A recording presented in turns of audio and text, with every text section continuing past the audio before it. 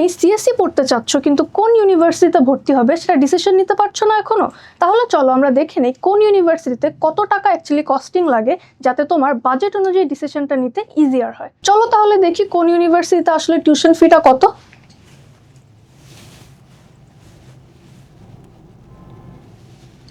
আচ্ছা, সো দেখো এখানে তিনটা জিনিস দেওয়া আছে, university names, credits and total costing. So credit জিনিসটা কি?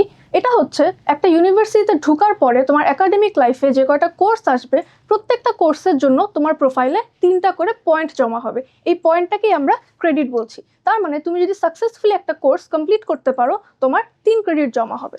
সো দেখো ব্র্যাকে পড়তে হলে তোমার টোটাল 136 ক্রেডিট কমপ্লিট করতে হবে সিএসসির জন্য, আর এর জন্য তোমার টোটাল কস্টিং পড়তেছে প্রায় 15 লাখ টাকার মতন, অ্যাকচুয়ালি 14,80,000 টাকা।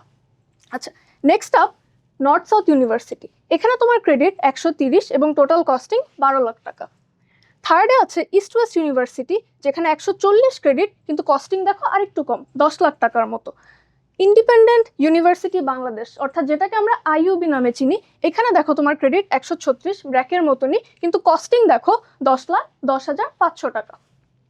আমেরিকান ইন্টারন্যাশনাল ইউনিভার্সিটি বাংলাদেশ, এটাকে আমরা এআইইউবি নামে চিনি, এটার ক্রেডিট দেখো 148 আর এটার কস্টিং 13,30,000 টাকা। Next up is Ahsanullah university of science and technology, যেটাকে আমরা অস্ট নামে চিনি, এটার ক্রেডিট 156, অনেক বেশি, কিন্তু কস্টিং দেখো 9,17,950 টাকা।